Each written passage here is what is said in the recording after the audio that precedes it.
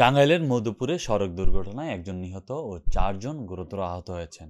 টাঙ্গাইল জামালপুর মহাসড়কের মধুপুরের গোলাবাড়ি নামক স্থানে দুপুরে ট্রাক, ভ্যান, অটোরিকশার ত্রিমুখী সংঘর্ষে ঘটনাস্থলেই একজনের মৃত্যু হয় এবং 4 জন গুরুতর আহত হয়েছেন। নিহত ব্যক্তি হলেন গোলাবাড়ি ইউনিয়নের মাজিরা গ্রামের মৃত সুইখা জোয়ারদারের ছেলে গফুর।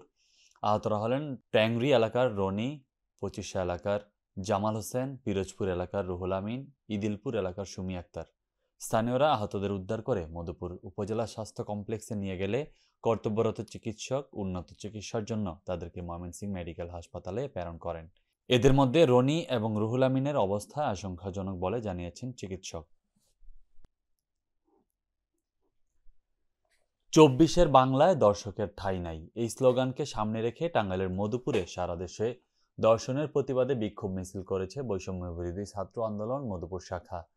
বুধবার বেলা 11টায় মধুপুর শহীদ স্মৃতি কলেজ থেকে বৈষম্য বিরোধী ছাত্র আন্দোলনের উদ্যোগে একটি বিক্ষোভ মিছিল বের হয়।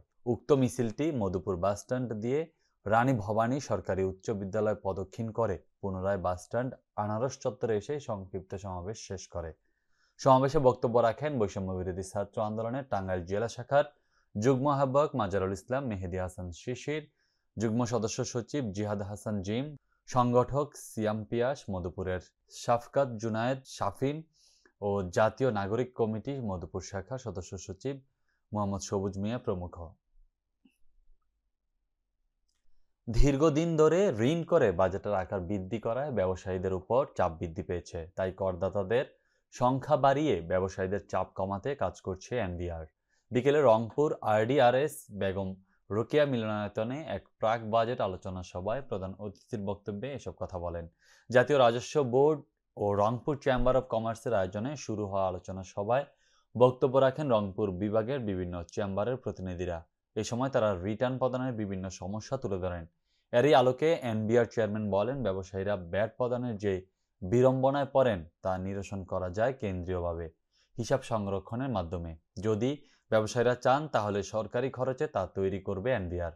তিনি আরও বলেন, অনলাইন রিটার্ন জমা দেওয়ার ক্ষেত্রে আগ্রহ বেড়েছে ব্যবসায়ীদের, যার ফলে গত বছরের তুলনায় এবছর 10 লাখেরও বেশি গ্রাহক রিটার্ন আবেদন জমা দিয়েছে। উক্ত আলোচনা সভায় এনবিআর-এর সদস্যরা ছাড়াও সুধীজনেরা উপস্থিত ছিলেন।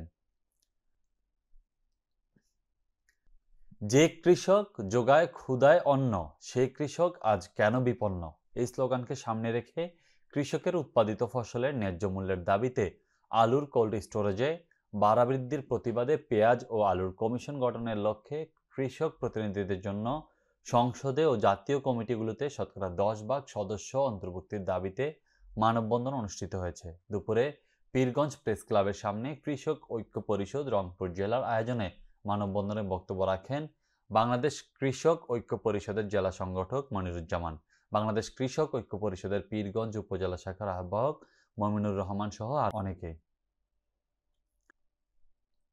আন্তর্জাতিক মাতৃভাষা দিবস উপলক্ষে ফ্রান্স গ্লোবাল জালালাবাদ অ্যাসোসিয়েশনের আয়োজনে এক আলোচনা সভার আয়োজন করা হয়েছে। রাজধানী প্যারিসের শাহজালাল রেস্টুরেন্টে এই সভা অনুষ্ঠিত হয়। শুরুতে ভাষা শহীদদের প্রতি শ্রদ্ধা জানিয়ে দাঁড়িয়ে 1 মিনিট নীরবতা পালন করেন। অনুষ্ঠানে সভাপতিত্ব করেন সংগঠনের সভাপতি ফয়সাল উদ্দিন। শুভেচ্ছা বক্তব্য রাখেন সাধারণ সম্পাদক মিজানুর রহমান মিজান। যুগ্ম সাধারণ সম্পাদক শাহেদ আহমেদের পরিচালনায় অনুষ্ঠানে বক্তারা বর্তমান সরকারের কাছে 4টি প্রদেশের সাথে সিলেট বিভাগকে প্রদেশের জোর দাবি জানান। অনুষ্ঠানে প্রধান অতিথি ছিলেন গ্লোবাল জালালাবাদ অ্যাসোসিয়েশনের উপদেষ্টা মোহাম্মদ নূর খান, প্রধান বক্তা সংগঠনের উপদেষ্টা ফয়সাল আহমেদ, বিশেষ অতিথি জয়নাল আবেদিন, শামসুদ্দিন, সিনিয়র সহসভাপতি আব্দুল বাসিদ, সালেহ আহমেদ সালে, বরিশাল বিভাগ কমিউনিটি ফ্রান্সের সিনিয়র সহসভাপতি আমিনুর রহমান ফারুক, বিভাগ সমাজ কল্যাণ সমিতির সাংগঠনিক সম্পাদক বেলাল আহমেদ, সিলেট শাহজালাল স্পোর্টিং ক্লাব বাংলাদেশ ফ্রান্সের উপদেষ্টা আব্দুল আহাদ, ফয়েজ আহমেদ, শোনকর্দা সংগঠনের সহসভাপতি আব্দুল আহাদ, Saiful Islam, Goharpur welfare society in ফ্রান্সের সাধারণ সম্পাদক এনামুল হক, সমাজ কল্যাণ বিষয়ক সম্পাদক খালেক আহমেদ, সৈয়দ সাদিকুর রহমান, জবরুল হোসেন, নাজমুল ইসলাম প্রমুখ। নীলফামারীর সৈয়দপুরে Bangladesh hospital clinic and diagnostic centre owners অ্যাসোসিয়েশনের নবনির্বাচিত কার্যনির্বাহী কমিটির শপথ গ্রহণ ও সংবর্ধনা অনুষ্ঠান সকাল 11টা থেকে দুপুর 2টা পর্যন্ত সৈয়দপুর শহরের পার্বতীপুর সড়ক ও জনপদ বিভাগের গেস্ট হাউসে অনুষ্ঠিত হয়েছে। সংগঠনের রংপুর বিভাগীয় সাধারণ সম্পাদক মোহাম্মদ সাইফুর রহমান কোয়েলের সভাপতিত্বে ও সংগঠনের সৈয়দপুর শাখার নবনির্বাচিত সভাপতি বদরুল আলম অনুর সঞ্চালনায় অনুষ্ঠিত এই অনুষ্ঠানে প্রধান অতিথি হিসেবে উপস্থিত ছিলেন নীলফামারী জেলা civil surgeon doctor Habibur Rahman.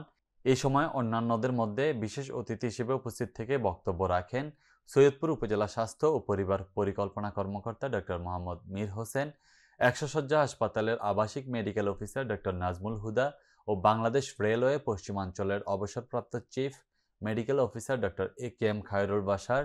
অনুষ্ঠানে শপথ গ্রহণে নবনির্বাচিত কমিটির সাধারণ সম্পাদক হাফিকুল ইসলামের হাতে সংগঠনের দায়িত্ব বুঝে দেয়া সহ সকল নির্বাচিত সদস্যকে সংবর্ধনা দেয়া হয়।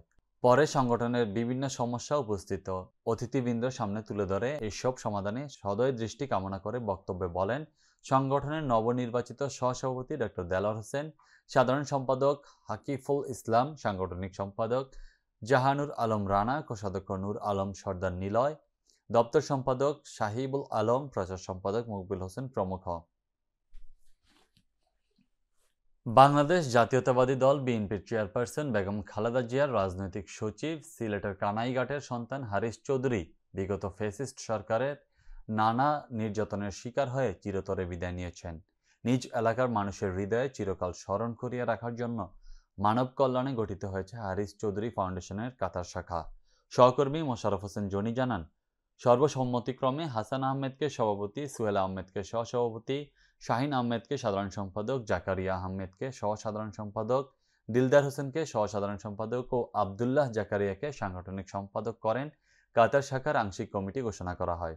অনুষ্ঠানে প্রধান অতিথি হিসেবে উপস্থিত ছিলেন কাতার বিএনপির সহসভাপতি হাবিবুর রহমান। বিশেষ অতিথি ছিলেন বাংলাদেশ স্কুল ও কলেজের সাবেক ভারপ্রাপ্ত অধ্যক্ষ এ কে এম আমিনুল হক, সিলেট জাতীয়তাবাদী ফোরামের সভাপতি আহমেদ নবী নোমান, সহসভাপতি আব্দুর রব, সহসভাপতি ফয়েজ আহমেদ, মাস্টার সৈয়দ মাহবুব হোসেন সহ আরও অনেকে।